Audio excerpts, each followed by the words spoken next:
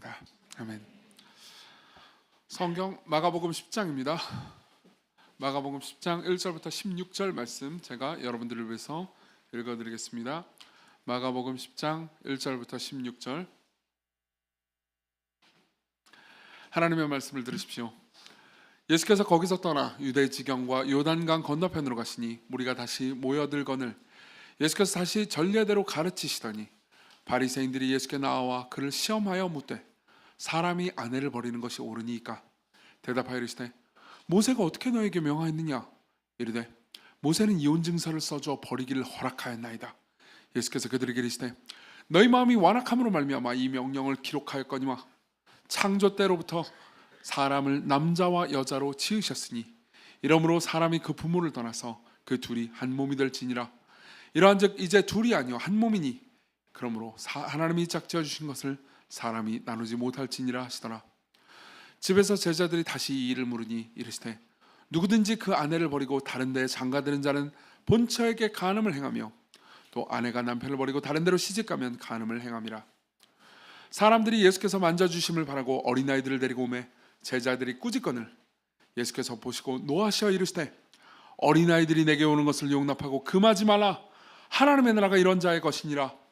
내가 진실로 너에게 이르노니 누구든지 하나님의 나라를 어린 아이와 같이 받들지 않는 자는 결단코 그곳에 들어가지 못하리라 하시고 그 어린 아이들을 안고 그들 위에 안수하시고 축복하시니라. 아멘. 네, 지난주에 이어서 우리는 이제 제자도에 대해서 계속해서 좀 생각하려고 합니다. 그리스도의 제자란 어떤 존재일까요? 여러분들이 먼저 오해하지 말아야 되는 것은 그리스도인과 제자를 구분해서는 안 된다는 겁니다. 그러니까 마치 여러분들이 이렇게 생각할 수 있습니다. 그러니까 예수님을 믿고 구원을 받았지만 제대로 삶을 살지 못하는 사람들은 제자는 아니고 제자는 약간 슈퍼 그리스도인 혹은 상급 그리스도인 이런 식으로 생각하면서는 안 됩니다. 여러분들이 그리스도를 믿었다면요, 여러분들이 어떤 상황이든 어떤 삶을 살고 있든 그리스도 안에 있다면 이미 여러분들은 제자로 부르심을 받은 겁니다. 그렇지만 제자로 부르심을 받아서 제자라는 신분을 얻는 것과 실제로 제자로서의 삶을 잘 살아가는 것은 다른 일이겠죠.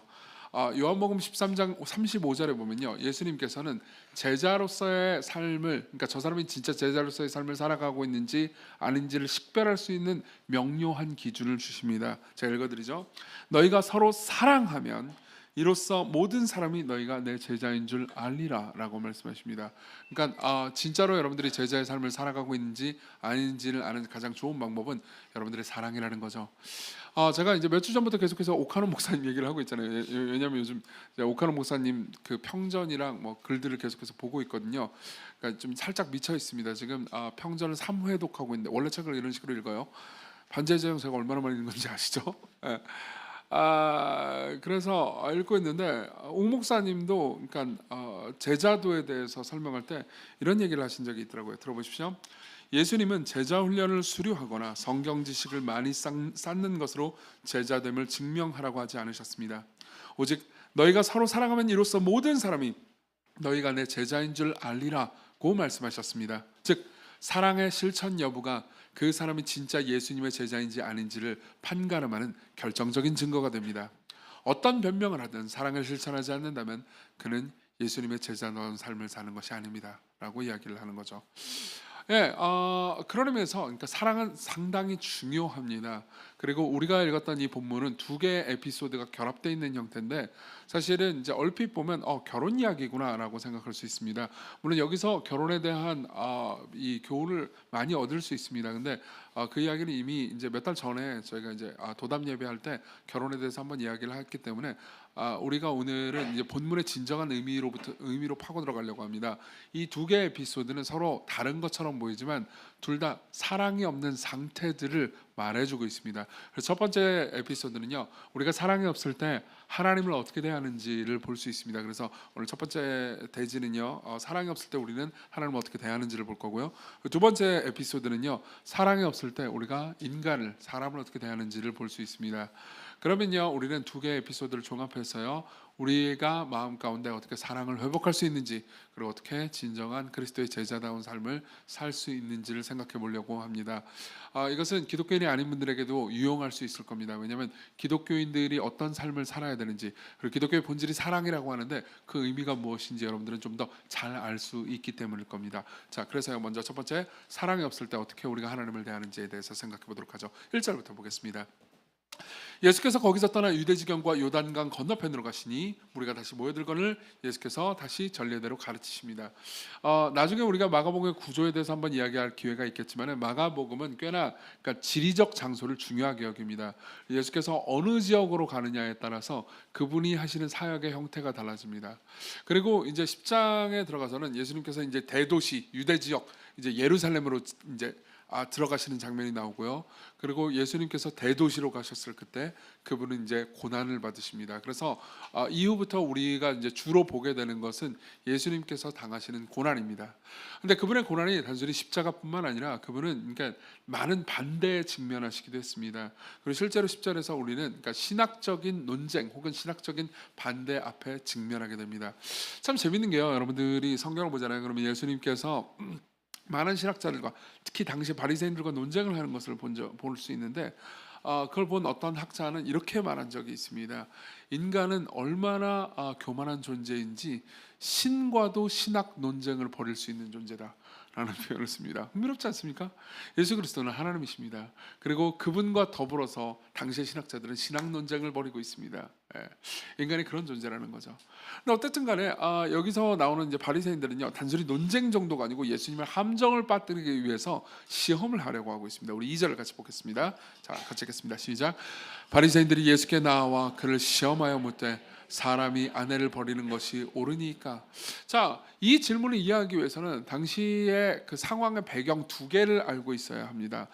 첫 번째 배경은 성경적 배경입니다. 사실 이 질문을 던질 때 사람이 아내를 버리는 것이 옳습니까? 라는 질문을 던질 때 여기에는 신명기 24장의 배경이 있습니다. 그러니까 신명기 24장의 해석에 관한 논쟁이라는 거죠. 신명기 24장을 읽어드리겠습니다. 1, 2절입니다.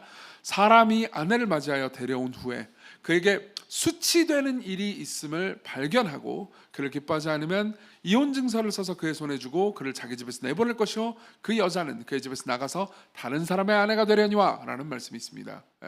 그럼 이걸 보면서 이게 이혼을 하는 경우 이혼 증서를 써가지고 보내라 라는 얘기로 보이잖아요. 근데 이혼을 할 수 있는 조건이 뭐냐? 여기 보면 수치되는 일이 있잖아요. 그렇죠? 그러니까 여기서 또 다른 배경을 하나 볼 수 있습니다. 그건 뭐죠? 그 당시에 신학적 논쟁이었습니다. 사실 정말 많은 사람들이 이 본문을 보면 당시의 신학적인 사람 중에서 그럼 여기서 말하는 수치되는 일이 대체 무엇일까 가지고 논쟁을 했습니다. 근데 그때 당시에 이제 신학적으로는 두 개의 여러 다른 학파들도 있긴 했는데 두 개의 주류 학파들이 있었습니다. 하나는 샴마이 학파라고 있습니다. 발음 잘해야 돼요. 샴마이 학파라고 있었고요. 또 하나는 힐렐 학파라고 있었습니다. 샴마이는 좀 보수적인 방식의 성경 해석을 하는 학파였습니다. 그래서 이들은 이렇게 생각했습니다. 여기서 말하는 수치되는 일이 무슨 그 강력 범죄라든가 아니면 간음이라든가 이런 것들이다. 그렇지 않으면은 절대 이혼할 수 없다라고 보수적으로 해석을 했죠. 근데 또 다른 학파가 있었습니다. 힐렐 학파였습니다. 힐렐 학파는 좀 더 진보적이고 약간 자유로운 학파였습니다. 그리고 그들은 자신들의 욕망에 충실한 학파였습니다. 그렇기 때문에 여기서 말하는 수치되는 일을 어디까지 해석을 했냐면 이 고대 기록이 다 남아 있습니다. 그러니까 아내가 빵을 굽다 빵을 태워 먹어도 그것이 수치되는 일이다. 심지어 뭐죠? 그러니까 이 남편이 이제 다른 여성을 보는데 아내보다 훨씬 더 매력적인 여성을 발견한 것도 수치되는 일이다. 왜 외모 관리 안 했냐? 이 정도까지 해석을 했었어요. 그러다 보니까 어땠을까요? 당시에 이 두 학파가 서로 논쟁을 많이 벌였겠죠. 보통 남자들은 힐레를 선호하긴 했습니다. 당연히 그랬겠죠. 그리고 거기에는 이유가 있습니다. 왜냐하면 당시 배경에서 여성은 그러니까 남성과 동등한 사람이 아니었습니다. 그리고 당시에 돈이 많고 힘이 세고 좀 부유한 사람들 있잖아요. 그런 사람들은 여성을 쉽게 이용했습니다. 그러니까 결혼을 했다 하더라도 그 결혼한 사람이 자기 마음에 안 들잖아요. 그런 막 쉽게 이혼해 버렸다는 거죠. 근데 이혼을 할 때 그 여러 가지 복합적인 과정 중에서 어떻게 하면 수치되는 일이고 그리고 어떻게 하면 이혼이 허락되는가 때문에 대단히 많은 논쟁을 했고, 그리고 이 논쟁의 양편에서 예수님 당신은 누구를 응원합니까? 이게 질문이었던 거예요. 예. 그런데 이것은 사실 정치적인 함정이 있는 질문이기도 했습니다. 왜냐하면 예수님께서 이 샴마이가 맞네, 쌈마이 그러면서 이제 그쪽을 편을 들어주거나 아니면 힐렐이 맞다 그러면 어느 쪽이든 간에 비난을 받거나 욕을 먹게 되잖아요. 그렇죠? 그래서 오히려 이 질문은 상당히 정치적인 질문이었던 거죠. 근데 거기에 대해서 예수님께서는요, 아예 판 자체를 흔들어 버리십니다. 프레임을 바꾸십니다. 우리 3절을 보겠습니다. 같이 읽겠습니다. 시작. 대답하여 이르시되 모세가 어떻게 너희에게 명하였느냐. 오히려 역질문을 하시죠. 잠깐만. 신명기 24장 그 본문을 좀 생각해 보자고. 그 본문의 의미가 뭐냐? 본문의 의미는 뭐죠? 거기에 대해서 4절에 보면 바리새인들이 이렇게 대답합니다. 이르되, 잘 들어보세요. 모세는 이혼 증서를 써주어 버리기를 그다음 뭐라고 돼 있죠? 허락했습니다 라고 이야기를 합니다. 자, 이게 신명기 24장 본문과의 차이입니다. 신명기 24장은 이렇게 말하고 있어요. 사람이 아내를 맞이하여 데려온 후에 그에게 수치되는 일이 있음을 발견하고 그를 기뻐하지 아니하면 이혼 증서를 써서 그의 손에 주고 자기 집에서 내보내다. 이 말은요, 이혼을 해도 좋다라는 허락이 아닙니다. 오히려 그런 일이 있을 때 여자를 아예 버리고 고통스럽게 하지 말라라는 보호 장치였던 거죠. 조금 더 설명해 드리겠습니다. 그때 당시 남성들 중에서는요, 그러니까 여성들에 대해서 대단히 함부로 하는 사람이 많았다고 그랬죠. 그렇죠? 근데 그 중에서 이런 사람도 있었습니다. 결혼했어요. 아내가 근데 마음에 안 들어요. 빵 태워 먹고 그래요. 그래서 분노해서 야 나가 그런단 말이에요. 그러면은 이혼을 해줘야 될 거 아니에요. 근데 정식으로 법적으로 이혼을 안 해줘요. 그러고 나서 여전히 법적으로는 내 아내잖아요. 그래놓고 딴 여자를 만나가지고 살림을 차리거나 결혼을 하는 겁니다. 당시에 중혼이 허용됐으니까요. 이 중혼이 성경적으로 허용됐다는 게 아닙니다. 그러니까 그때 당시 상황에 사람들이 죄악된 방식으로 그런 짓들을 했다는 거죠. 그럼 이 여자는 어떻게 돼요? 그때 당시 여성은요, 스스로 직업을 가질 수 없었습니다. 그러니까 당연히 쫄쫄 굶어서 죽게 되는 거죠. 그럼 이제 너무 비참하게 되는 상황이고, 실제로 그렇게 해가지고 버려진 여성들이 죽기도 많이 죽었습니다. 그러니까 모세는 뭐라고 그랬냐면, 그런 일이 있을 때 이혼 증서를 내보내서 이 여성이 다른 남자를 만나가지고 결혼을 할 수 있도록 허용을 해줘야 된다라고 이야기를 하는 거죠. 즉, 이 여성이 그 이후의 삶을 영위하고 살아나갈 수 있도록 보호장치를 마련해라라는 이야기가 본문이었던 겁니다. 이거는 절대 그러니까 원하는 대로 이혼을 아무렇게나 하렴, 저기 수위가 어느 정도인지 니들이 알아서 적응하렴, 이런 얘기가 절대 아니었던 거죠. 그들은 근본적으로 이 본문을 잘못 해석하고 있었던 겁니다. 그래서 예수님께서는 뭐라고 말씀하시냐면, 밑에 제가 읽어드릴게요. 5절, 예수께서 그들에게 이르시되 니들 마음이 완악함으로 말미암아 이 명령을 기록했다. 그러니까 이게 내가 허용하거나 허락한 게 아니다라는 말이에요. 너네들이 워낙 죄를 짓고 이런 나쁜 짓을 저지르니까 이런 보호장치를 마련했거니와, 자 6절, 창조 때로부터 사람을 남자와 여자로 지으셨으니 이러므로 사람이 그 부모를 떠나서 그 둘이 한 몸이 될지니라. 이러한즉 이제 둘이 아니고 한 몸이니 그러므로 하나님이 짝지어 주신 것을 사람이 나누지 못할지니라 하시더라. 그러면서 창세기로 가십니다. 이 본문은요, 예수님께서 인용하신 본문은 창세기 2장을 인용하신 거였어요.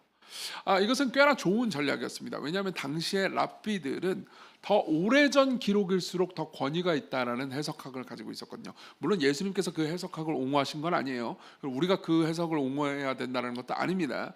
그때 당시 사람들이 그런 해석학을 옹호했고요. 그리고 예수님은 그것을 이용하신 거죠. 그럼 창세기를 봐라. 원래 제정된 의미를 봐라. 원래 결혼은 둘이 한 몸이 되는 것이다.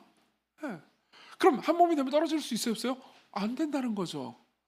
물론 여러분들이 이 본문뿐만 아니라 마태복음의 본문을 보잖아요. 그럼 예수님께서도 떨어질 수 있는 경우를 암시하곤 하셨습니다. 왜냐하면 가늠한 연고 외에는 이혼하지 못한다고 말씀하셨거든요.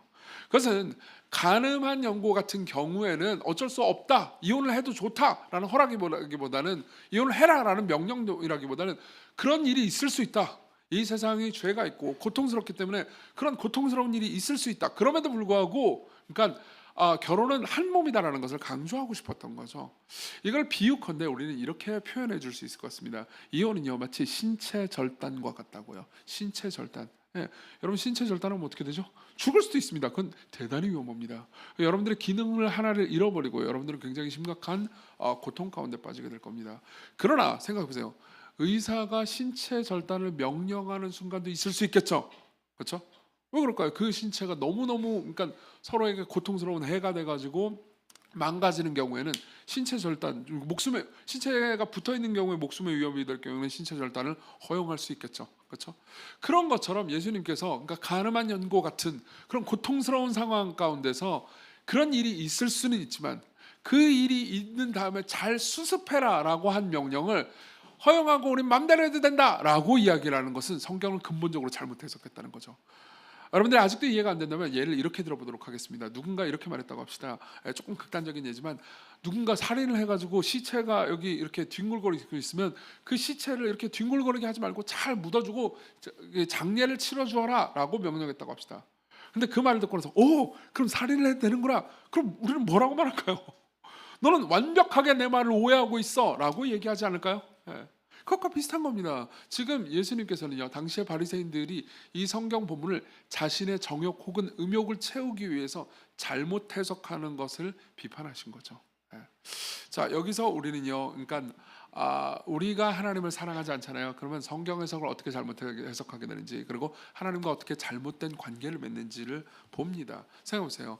여러분들이 하나님의 말씀을 사랑하지 않잖아요. 그러면 여러분들은 하나님의 말씀이 성경을요, 최소주의적으로 해석합니다. 최소주의적으로 해석합니다. 그게 무슨 말인지 얘기해 드릴게요.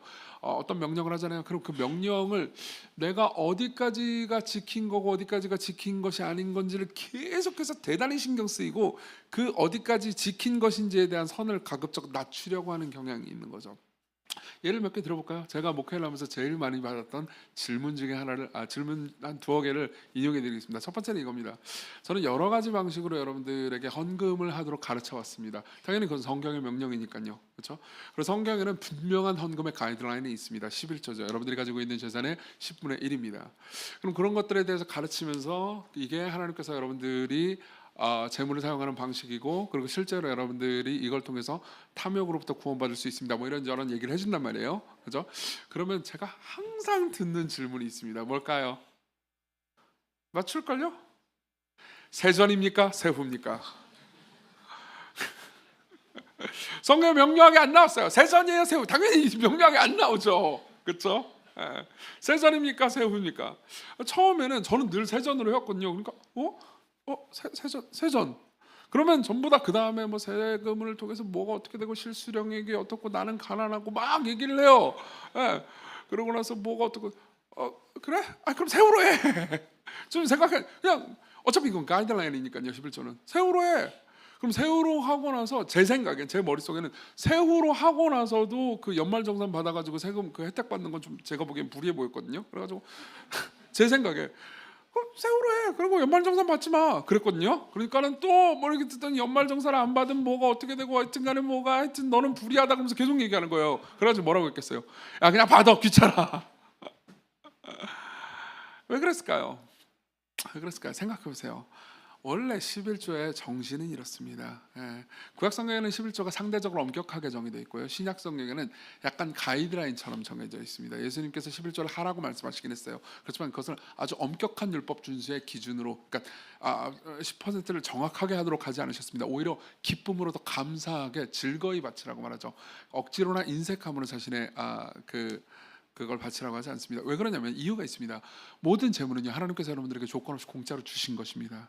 그리고 그것은 선물이기 때문에, 하나님의 선물이기 때문에 이것을 나와 내 가족만을 위해서 쓰면은 내가 탐욕에 잠기기 쉽습니다. 우리 다음 주에 그 내용을 조금 더 자세히 볼 겁니다. 헌금 설교 듣기 싫으면 다음 주에 빠지시면 됩니다. 빠지지 마세요. 그러니까 무슨 말이냐면요. 이 모든 과정 중에서, 그러니까 하나님께서는 우리를 탐욕이라는 죄로부터 구해주시기 위해서 이 장치를 마련해 주셨다고요. 그러면서 기쁨으로 자기 자신을 드리는 게 목표입니다. 그래서 제가 이런 얘기를 되게 많이 했습니다. 여러분들이 만일 삶이 넉넉하고 실제로 여러분들이 그러니까 삶을 충분히 채우는 것 이상으로 번다면은 10의 2조든 3조든 더 하십시오. 기쁨으로 하십시오. 강요하지 않겠습니다. 라고 말하면서 또 이렇게도 말했습니다. 그러니까 여러분들이 너무 가난해. 막 나 지방에 살다가 서울 살면서 11조는커녕 내가 지금 이거 11조 정도로 하면 내가 이제 생계가 위험하다. 그럼 안 하셔도 됩니다. 꼭 10분의 1을 안 하셔도 됩니다. 혹은 여러분들이 이제 원하는 만큼 일단 정해 놓으십시오. 그리고 주기적으로 헌금이라는 방식으로 하나님을 예배하는 게 중요해요. 여러분들의 그 수입이 너무 적다면, 그러면 이 말을 들으면 여러분들 어떻게 행동하는지 아십니까? 그 너무 적은 수입의 범위를 계속해서 올립니다. 재밌지 않습니까? 이게 뭘 의미하는 거죠? 우리는 그러니까 이 정도가 되면 내가 법을 지킨 건가요를 끊임없이 확인하려고 합니다. 또 하나의 예를 더 들어도 될까요? 이것도 뭐 되게 재미있는 예입니다. 어디까지가 주일 성수입니까? 안식일을 기억하여 거룩히 지키라는 것은 어디까지 하면은 그거 지킨 겁니까? 예컨대 내가 지금 이 낮 예배 왔으니까는 그걸로 끝난 건가요? 소그룹 모임에 안 참석하면 어떻게 되는 건가요? 오후 예배는요? 왜 자꾸 이렇게 모임을 만들죠? 힘들어 죽겠어요. 피곤해요. 내일 출근해야 돼요. 예. 여러분 여기에 있어서도 마찬가지입니다. 여러분들은 계속해서 그러니까 내가 뭘 한 거를 어디까지 하고 어디까지 하지 말아야지에 대해서 뭐라고 할까 스스로의 가이드를 지켰다는 걸 확신시키고 싶어합니다. 근데 이 모든 것을요 보면서 여러분들이 그러니까 어떤 기준을 알고 싶어 한다라는 욕망은 이해했습니다. 예, 그것까지 제가 비난하고 싶지는 않습니다. 근데 보세요, 이런 질문들을 할 때 우리는 보통 사랑이라고 말하지는 않죠. 사랑이라고 말하지는 않잖아요.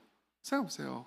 연인 둘이 있습니다. 예. 연애한 지 얼마 안 됐습니다. 혹은 뭐 둘이 결혼했다고 합시다. 신혼부부입니다. 근데 신혼부부 남편이요 아내한테 이렇게 말하는 겁니다. 내가 당신을 사랑하긴 하는데 정확히 일주일에 몇 번 설거지를 해야 당신이 화를 안 낼까? 정확히 퇴근 후에 몇 분 동안 대화를 나눠야 나를 좋은 남편으로 인정해주면서 내가 당신을 사랑한다는 거 확신할 수 있겠어? 라고 질문한다면 여러분들은 그 질문 자체가 사랑이 없다는 것을 입증하는 질문이라는 것을 알게 될 겁니다. 당연하잖아요. 그죠? 보통 사랑하면 어떻게 되죠? 사랑하면 선을 생각하지 않기 마련입니다. 오히려 선을 넘는 것을 자신에게 있어서 기쁨의 영광이라고 생각하게 되죠. 진짜 사랑하잖아요. 그러면 그 사람이 나한테 명령하지 않아도 그 사람을 섬기고 싶습니다. 여러분들이 진짜 누군가를 사랑하잖아요. 그럼 그 사람의 소원이 내게 명령이 돼요. 그 사람의 소원마저도 내 명령이 됩니다. 제가 1부 때는 이 예를 못 들었어요. 아내가 있어가지고. 제가 아내하고 연애하던 시절에요 명동거리를 걸어갔습니다. 그리고 아내는요 그냥 길거리 지나가면서 왜 가판대 파는 액세서리 가게 있잖아요, 그렇죠? 그걸 보면서 그냥 아내는 이렇게만 했을 뿐이에요. 저걸 갖고 싶다도 아니었어요. 저거 예쁘다였어요. 그 말이 저한테 어떻게 들렸을 것 같아요? 빨리 사네 로 들렸습니다. 당연히 아내 없을 때 몰래 가가지고 사가지고 아내한테 선물했죠. 왜요? 로맨틱하지 않습니까? 저도 이런 사람이라고요. 제가 T지만 T도 사랑할 줄 압니다. 네. 이렇게 사람을 섬기는 거 사랑하면요 그 모든 것들이 그러니까 자기에게 딱히 명령할 필요도 없이 섬기게 됩니다. 사실 구약 성경에 보면요 이걸 말해주는 대단히 아름다운 예가 하나 있습니다. 제가 구약 성경에서 되게 좋아하는 성경이 있는데 그게 룻기입니다. 물론 뭐 다 좋아하죠. 다 좋아하지만 룻기는 또 짧으니까 특별히 더 좋죠. 그런데다가 굉장히 엄혹한 사사 시대에 되게 따뜻한 이야기이기 때문에 저는 룻기를 되게 좋아합니다. 룻기에 대해서 설교한 적도 있고요. 근데 룻기에 보면 이제 보아스라는 멋있는 남성이 나옵니다. 이 사람은 대단히 부유하고요. 그리고 대단히 능력 있고 경건한 남성입니다. 근데 이 보아스는 이제 율법을 잘 지키고 율법을 정말 사랑하는 사람인데 당시의 율법 중에서는 이런 게 있었습니다. 이 곡식을 거둘 때요 이삭이 떨어지면 그걸 줍지 말아라 라는 법이 있었어요. 제가 읽어드리죠. 레위기 19장 9절입니다. 너희가 너희의 땅에서 곡식을 거둘 때 너희는 반 모퉁이까지 다 거두지 말고 네 떨어진 이삭도 줍지 말며 내 포도원의 열매를 다 따지 말며 내 포도원에 떨어진 열매도 줍지 말고 가난한 사람과 거류민을 위하여 외국인을 위하여 버려두라. 나는 너희 하나님 여호와니라 라는 말씀이 있습니다. 자, 이건 어떤 걸까요? 그러니까 가난한 사람들 스스로 땅도 없고 곡식도 없는 사람들 있잖아요. 그런 사람들에게 그러니까 곡식을 거두다가 이삭이 떨어지잖아요. 이렇게 묵다 보면 이삭이 떨어질 수 있잖아요. 그거 줍지 말라는 거예요. 포도를 따다가 포도 이렇게 송이대로 따지만 알 몇 개 떨어질 수 있잖아요. 그거 줍지 말라는 거예요. 왜요? 냅두고 가난한 사람들이 먹을 수 있도록 하라는 거죠. 근데 보세요, 잘 들어보세요. 여러분들이 이 율법을 싫어해요. 하나님도 별로 안 좋아합니다. 이 율법을 주는 나를 되게 싫어하고 이 율법에 대해서 거슬리게 생각하지만 그럼에도 불구하고 나는 율법을 지켜야 되니까 어쩔 수 없이 지켜야 되네 라고 마음을 먹고 있다고 합시다. 그럼 여러분 어떻게 할까요? 여러분들이 일꾼들을 부릅니다. 자, 지금부터 너희들을 평가하겠다. 너네들이 곡식을 거둘 때 이삭 한 개라도 떨어뜨리면 너네들은 감점이야. 너네들이 이삭을 얼마나 완벽하게 안 떨어뜨리고 얼마나 포도알 한 개도 안 떨어뜨리고 완벽하게 거두느냐에 따라서 너희들의 KPI와 승진이 결정될 것이다 라고 말할 겁니다. 안 그래요? 그럼 막 이삭 막 떨어뜨리면 막 발로 까고 막 그럴 거예요. 근데 보아스는 달랐습니다. 보아스는요 이 율법의 정신을 정말로 이해하고 있었어요.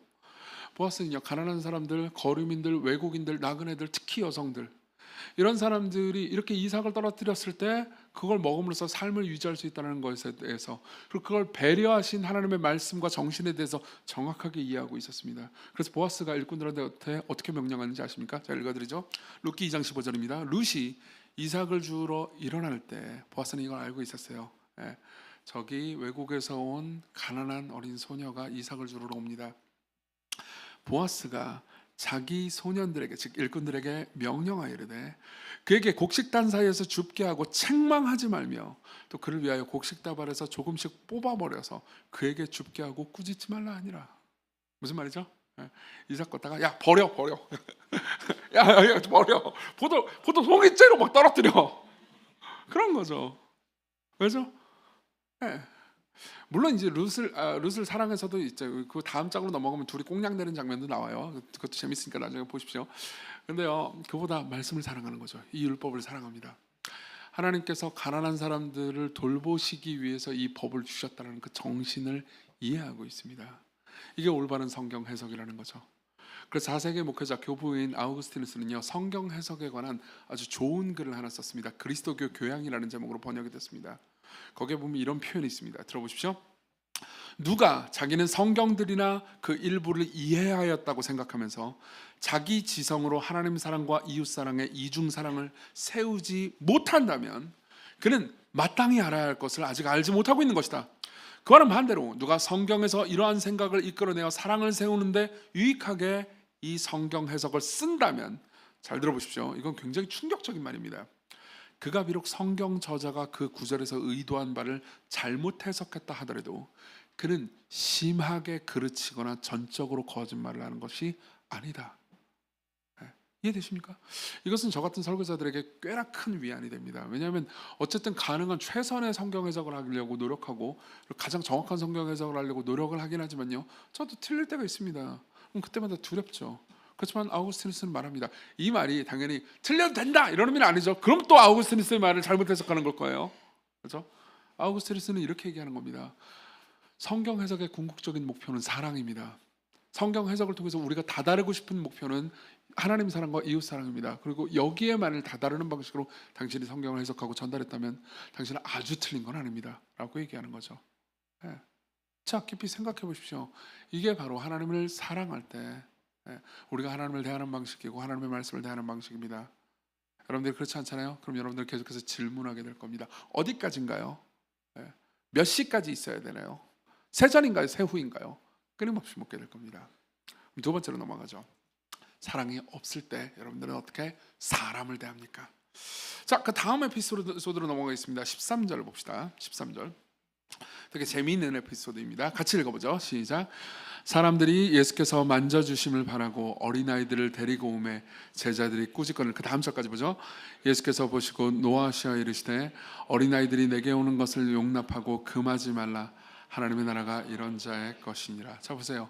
13절을 보면요, 사람들이 예수님께서 말씀을 전하는 곳으로 자기 아기들을 데리고 옵니다. 여기서 어린아이들이라고 번역된 이 단어는요, 아마도 이제 초딩들 이상을 의미하는 게 아니고 그보다 더 어린 꼬마들 있죠. 갓난아기부터 이제 우리 교회로 치면 유치부 아이들 정도까지 그 아이들일 겁니다. 그리고 그 아이들을 이제 부모들이 데리고 오면서 예수님이 만져주기를 바랬지만은 제자들이 꾸짖으면서 애들은가 이러면서 이제 꺼져 이렇게 하는 거죠.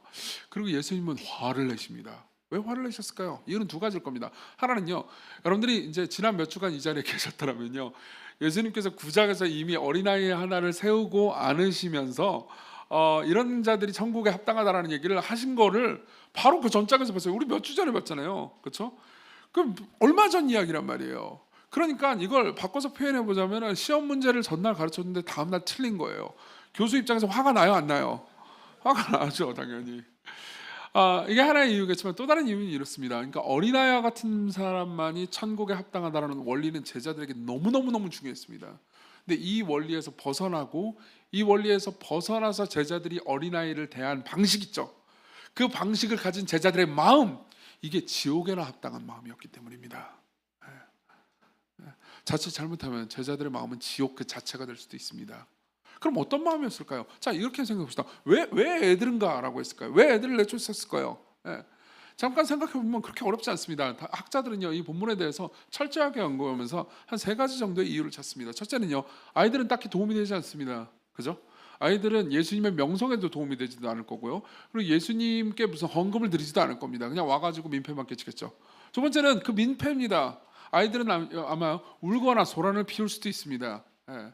실제로요, 정말 많은 분들이 예배 때 아이들 우는 거에 대해서 좀 싫어하시는 경우도 많습니다. 어떤 교회는 애들이 이제 들어오거나 하지 못하게 하는 경우도 많죠. 여러분, 제가 여담이긴 하지만요, 이런 말씀 좀 드리죠. 시공교회는 노 키즈 존이 아닙니다. 예, 시공교회는 예스 키즈 킹덤이에요. 예. 예, 하나님 나라는 원래 그런 것입니다. 예. 애들이 울잖아요. 참으세요. 시공교회 초창기 개척했을 때, 그때 12명, 13명 이럴 때 있잖아요. 그때 이제 애기들을 낳았거든요. 예. 근데 그 애들이 예배 시간에 같이 드렸어요. 그럼 애들이 울잖아요. 그러면은 그냥 우는 거랑 같이 예배를 드렸어요. 그래서 시간이 지나니까 사람들이 애기들이 울어도 설교를 잘 듣는 방식으로 훈련이 되더라고요. 그거 참 신기해요. 예, 예. 다 돼요, 여러분. 예. 다 됩니다. 우리 만일 이제 감신대로 3월부터 우리 감신대로 가서 예배하잖아요. 그럼 그때 뒤편에서 아기들이 좀 있을 수 있어요. 참으세요. 우리 교회는 예스 키즈 킹덤이에요. 아시겠죠? 네. 자, 어쨌든 간에 이제 소란스럽게 하니까는 제자들 입장에서는 싫어했겠죠. 그러니까 나가라라고 했을 겁니다. 또 다른 이유는 이겁니다. 그들에게 예수님의 가르침이 무익해 보였겠죠. 저거 알아들을 수 없잖아. 알아들을 수 없는 거 왜 여기 있어야 돼? 쟤들이 무슨 이 깊은 예수님의 말씀을 이해하고 뭐 회심하겠어? 아니라는 거죠. 예수님께서는요, 이 모든 제자들의 마음을 보셨습니다. 그리고 제자들의 마음의 중심에 아이들은 우리에게 유용하지 않아라는 마음이 있다는 것을 알게 됐죠. 네. 팀 케러 목사님은요, 이 본문에 대한 해석을 하는 설교에서 이렇게 얘기해 줍니다. 들어보십시오. 종합적인 제자들의 이유는 이랬습니다. 제자들에게는 예수 그리스도라는 지도자가 있었고 그들은 예수님을 활용하고 싶어 했습니다. 그렇죠. 예수님이 이 세상을 정복하면 자기는 밑에서 벼슬을 하고 싶어 했으니까요. 그렇죠. 즉 예수님이 성과가 나는 일에만 시간을 쓰기를 원했다는 뜻입니다. 이런 관점에서 아이들과 시간을 보낸다는 것은 완전한 낭비였습니다. 아무런 영향력도 없고 아무것도 해줄 수 없었기 때문이었습니다. 제자들에게 예수 그리스도 같은 분이 아이들에게 시간을 쓰는 것은 낭비였습니다. 이해되세요? 네. 그리고 예수님은요, 그런 방식으로 사람을 활용도에 따라서 평가하는 것을 지옥의 원리라고 생각을 하신 거죠. 네. 그건 하나님 나라에 합당하지 않다. 그럼 하나님 나라에 합당한 마음은 뭘까요? 우리가 이미 읽었습니다. 다시 14절을 보잖아요. 그러면 하나님 나라가 이런 자의 것이니라 라고 말씀하시면서 15절, 내가 진실로 너에게 이르노니 누군지 하나님 나라를 어린아이 같이 받들지 않으면 결단코 그곳에 들어가지 못하리라 라고 말씀하십니다. 즉 어린아이와 같아야 된다는 거죠. 자, 그럼 어린아이와 같다는 건 뭘 의미할까요? 사실 지난 몇 주간 계속 이 이야기를 했습니다. 근데 오늘은 또 다른 측면 하나를 보죠. 어린아이들은요, 상대적으로 그들이 더 순수하고 죄가 없고 그래서가 아니고요, 상대적으로 아는 게 덜하기 때문에 사람을 활용에 따라서 덜 평가합니다. 왜냐면 아는 게 덜하기 때문이에요. 한번 생각해보세요. 여러분들 나이 때 여러분 친구가 갑자기 이런 말을 했다고 합시다. 내가 지금 판교에 집을 알아보고 있어. 혹은 청약을 알아보고 있어. 그럼 여러분들은 어떤 생각이 들까요? 부자인가? 친하게 지내야지. 이런 생각이 들 수 있죠. 뭐 저는 그런 생각이 듭니다. 저는 땡땡 대학교를 나왔습니다. 혹은 뭐 직업이 뭡니다. 그럼 여러분들은 활용도를 즉시 평가합니다. 그리고 내가 어느 정도 활용도가 높은 인간인데 활용도가 떨어지는 인간이 나랑 친하게 지내면은 왠지 손해를 보는 것 같은 느낌이 드는 거죠. 그렇죠? 근데 아이들은요, 아이들끼리 이야기를 할 때, 우리 엄마가 판교에 청약을 했대. 그러면 아이들이 알아들을까요? 3살짜리 아이들이 청약이 뭐야? 이러지 않을까요? 그렇잖아요. 보세요. 아이들은요, 상대적으로, 그러니까 우리가 보통 사회적 지위나 재산이나 이런 정도에 대해서 서로를 평가하고 매기는 것을 모르기 때문에라도 별로 신경 쓰지 않습니다. 그래서요, 아이들끼리 있잖아요. 그러면 쉽게 친해져요. 아이들을 풀어놓아 보십시오. 그 부모님의 뭐 사회적 지위나 뭐 재산이나 이런 거하고 아무런 상관없이 아이들끼리 놀잖아요. 그러면 제가 서로 좀 얘기하다가 쉽게 친해집니다. 그래서 쉽게 놉니다. 그리고 또 쉽게 싸워요. 그리고 또 쉽게 싸우거나 쉽게 또 화해하고 또 놉니다. 그렇죠? 이게 아이들의 특징이에요. 아이들은요, 서로를요, 필요 혹은 활용도에 따라서 평가하지 않기 때문에 쉽게 친구가 되죠. 이게 천국의 특징이라는 걸 아십니까? 천국의 특징은 뭘까요? 여러분들이 하나님 나라의 백성이 되잖아요. 그러면 지난 2주 전에 제가 말씀을 드렸는데요, 여러분들의 정체성을 구성하는 요소의 순위가 바뀝니다. 다시 한번, 여러분들의 정체성을 구성하는 요소의 순위가 바뀝니다. 여러분들은 수많은 정체성 요소들을 가지고 있습니다. 여러분들은 성별에 따라서 혹은 뭐 여러분들의 학벌에 따라서, 여러분들의 직업에 따라서, 혹은 여러분들이 가지고 있는 재산이나 뭐 외모에 따라서 여러분들의 사회적인 여러 가지 정체성 구성 요소를 가집니다. 그렇죠?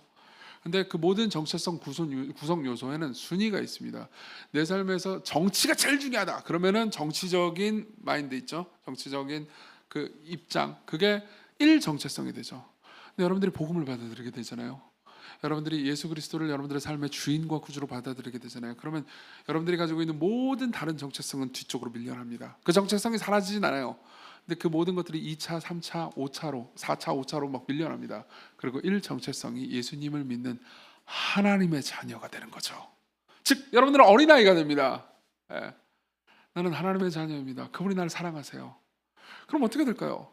그 같은 정체성 안에서 여러분들은 쉽게 친구가 됩니다. 이걸 잘 나타내주는 예가 있습니다. 마틴 로이드 존스는 아마 여기에 대해서 가장 위대한 설교 예시를 들었을 겁니다. 이분은 이제 원래 의사입니다. 원래 설교자가 아니었어요. 원래 의사였습니다. 그것도 왕립 의사였습니다. 영국에서 왕립 의사면은 그러니까 의사로서 오를 수 있는 거의 최고 수준의 높은 자리에 오른 겁니다. 아주 젊은 20대 젊은이가 왕립 의사가 됐습니다. 그러면요, 이제 앞으로는 출세길이 다 트였다고 생각했을 겁니다. 근데 그러다가 그때 회심을 하게 돼요. 그때 예수 그리스도를 자신의 삶의 주와 구주로 받아들이게 됩니다.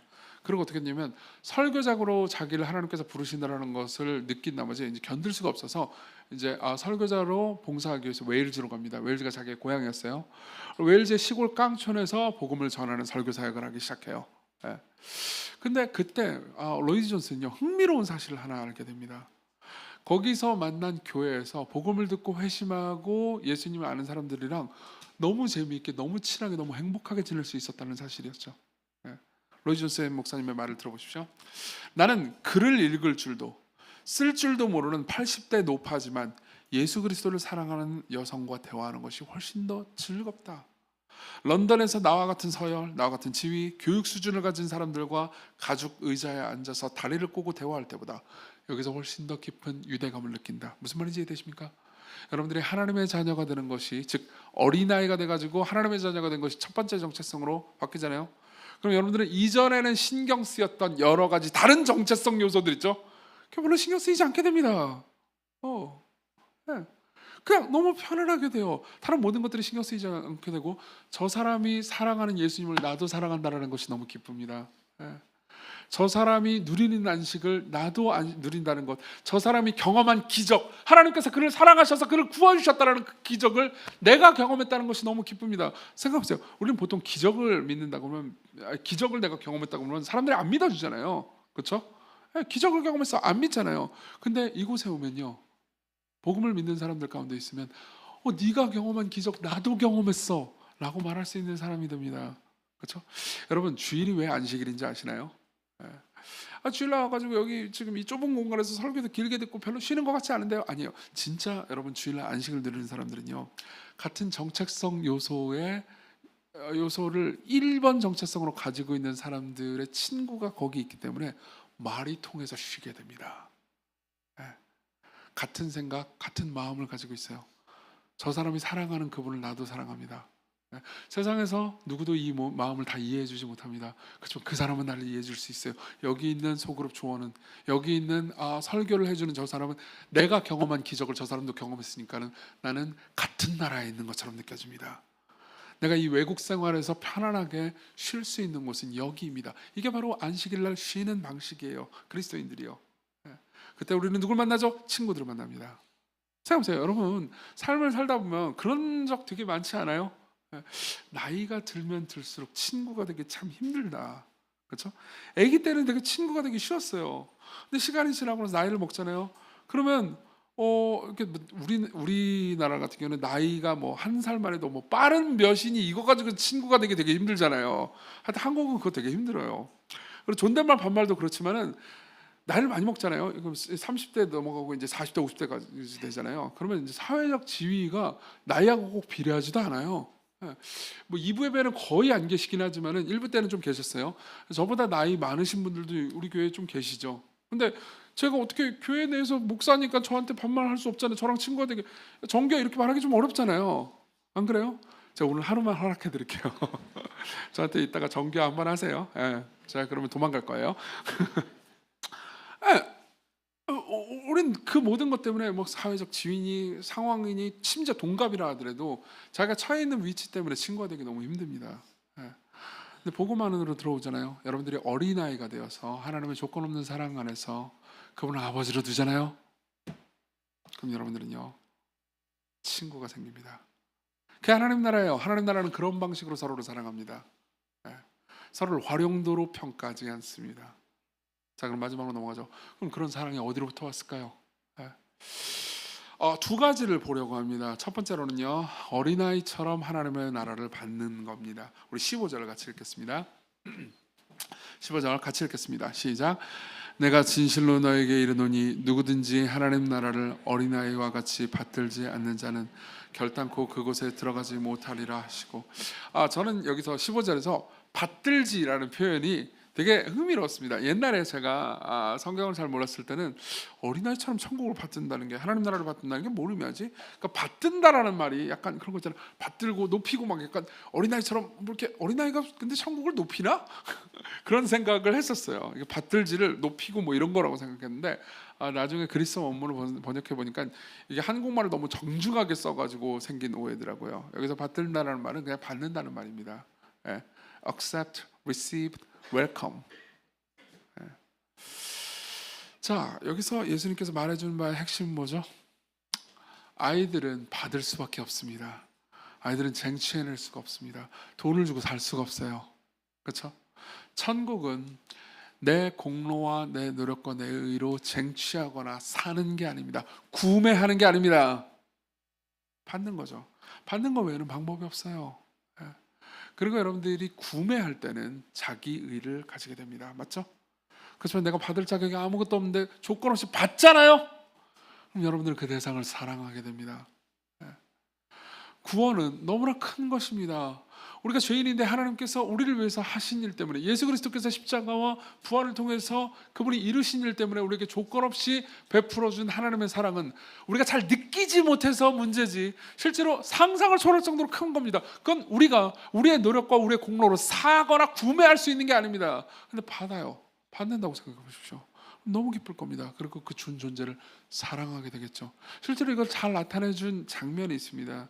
여러분들이 복음서에 보잖아요. 그러면 누가복음 7장에 한 죄인된 여자라는 여자가 나옵니다. 어떤 죄를 저지른지 몰라요. 근데 죄인인 그 한 여자가요, 눈물을 흘리면서 자신의 눈물로, 그리고 자신의 머리카락으로 예수님의 발을 닦고 그분을 예배하는 장면이 나옵니다. 그리고 사람들은 전부 다 화를 냅니다. 뭐 저런 여자하고 예수님과 저 여자 뭐 하는 짓이야? 그렇게 이야기를 하죠. 그러니까 예수께서 이렇게 말씀하시죠. 누가복음 7장 47절입니다. 이러므로 내가 네게 말하노니 그녀의 많은 죄가 사하여졌도다. 이는 그의 사랑함이 많음이라. 사랑을 받은 일이 적은 자는 적게 사랑하느니라. 역으로 말해볼까요? 여러분들이 사랑을 많이 받았다면요, 여러분들은 많이 사랑하게 되겠죠. 만일 여러분들이 하나님 나라를, 그리고 하나님과의 관계를 내가 노력으로, 내가 예를 들면 헌금으로 돈 주고 샀다고 생각하잖아요. 여러분들은요, 항상 최소주의를 선택할 겁니다. 그렇죠? 항상 여러분들은 묻게 될 겁니다. 새 잔입니까? 새 옷입니까? 네. 근데 여러분들이 아무 조건 없이 그분의 사랑을 값없이 받았다고 믿잖아요. 여러분들이 내가 생각했던 것보다 내가 훨씬 더 큰 죄인이지만 내가 감히 바라거나 상상했던 것보다 훨씬 더 그분의 사랑 안에 거하고 있습니다 라고 믿게 되잖아요. 그걸 여러분들이 진짜로 경험하게 되잖아요. 여러분들은 그분을 사랑합니다. 여러분들은 율법을요, 보아스처럼 해석합니다. 여러분들은 성경의 가르침을요, 기쁨으로 받아들이려고 하죠. 네. 자, 그리고 두 번째는요, 그분의 안아주심을 기억하는 겁니다. 우리 16절을 봅시다. 16절 같이 읽겠습니다. 시작. 그 어린아이들을 안고 그들 위에 안수하시고 축복하시느니라. 자, 안고 안수해 주시고 축복하십니다. 이거는요, 세 가지 일을 하신 게 아닙니다. 두 가지 일을 하신 거예요. 하나는 안아주셨죠. 이게 첫 번째예요. 그것은 그 아이들과 하나가 된, 마치 동일체처럼 연합했다는 의미입니다. 이게 너무 여러분들에게 자연스러운 일처럼 보일 수 있습니다. 왜냐하면 현대 사회들은 아이들을 좋아하잖아요. 그렇죠? 근데 고대는 그렇지 않았습니다. 몇 주 전에 제가 말씀드렸죠. 고대 사회는 아이들을 귀여워하거나 예뻐하지 않았습니다. 오히려 귀찮아했죠. 근데 예수님께서는 이 아이들을 예뻐해 주십니다. 안아주십니다.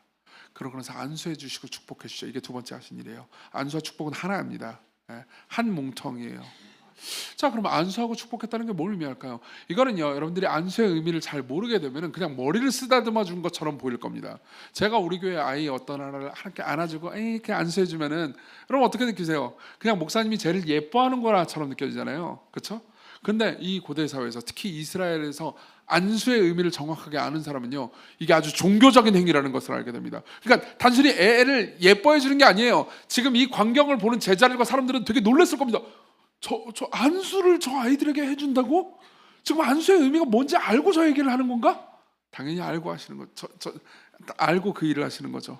그렇죠? 그러면 안수의 의미는 뭘까요? 안수의 의미는 전가입니다. 전가요. 여러분 책임 전가라는 말 아시죠? 네. 여러분들이 구약 성경을 보잖아요. 그러면요, 고대 사람들이, 이스라엘 백성들이요, 양이나 염소 같은 것들을 끌고 와서 머리에 안수하는 것을 볼 수 있습니다. 예. 양이나 염소를 끌고 와서 머리에 안수합니다. 그게 뭘 의미할까요? 내가 저지른 모든 죄 있죠. 내가 받아야 되는 모든 형벌을 이 양에게, 염소에게 전가합니다. 그럼 어떻게 하죠? 제사장은요, 이 양과 염소를 끌고 가서 불태워 버립니다. 조각내 버립니다. 끔살당합니다.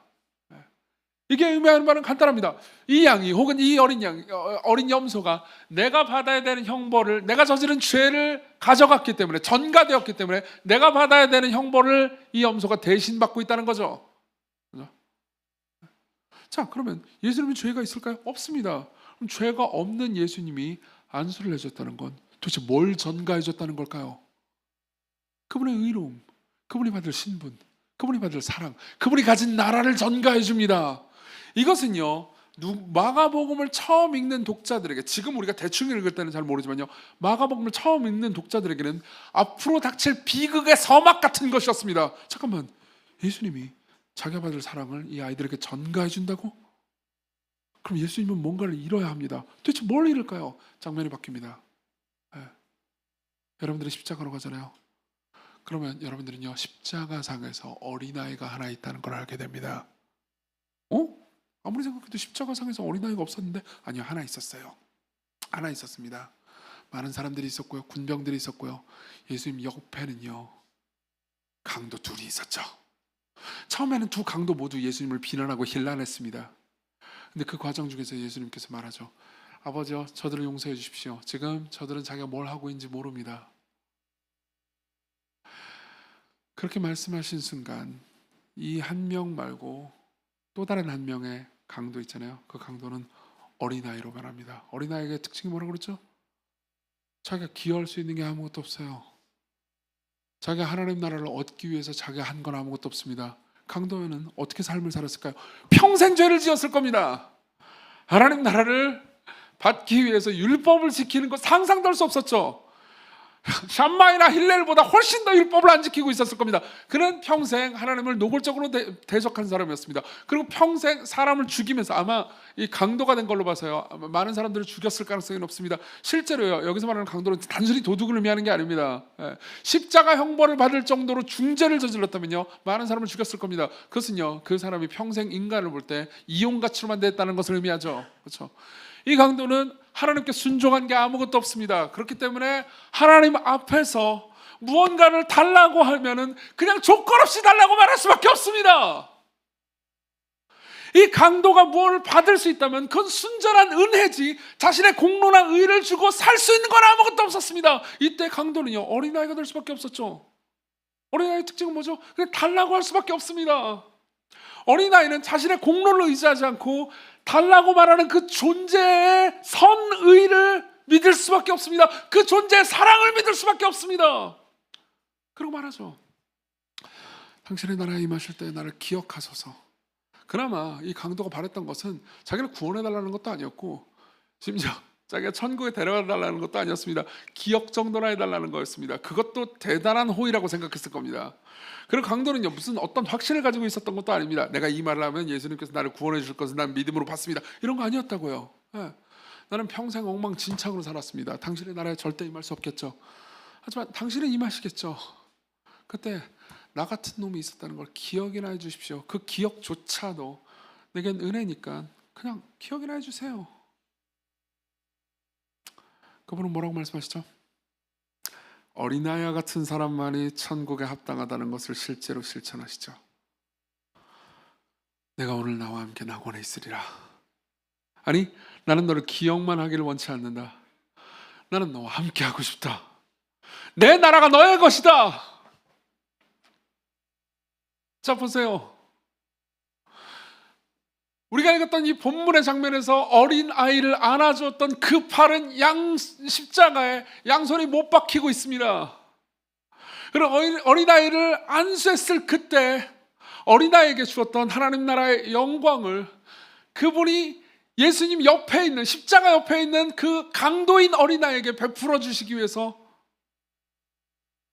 그분은요, 강도가 저지른 모든 죄를 전가받고 있습니다. 그분이 안수한 데까지요, 그분의 머리에는 가시면류관이 쓰이고 그분은 처절하게 울부짖으면서 나의 하나님 어찌하여 나를 버리셨나이까 라고 부르짖습니다. 예. 그분은 어린아이들, 강도와 같은 어린아이들을, 그리고 저와 여러분들 같은 어린아이들을 안아주시는 대가로 그분은 아버지의 품에서 쫓겨났습니다. 예.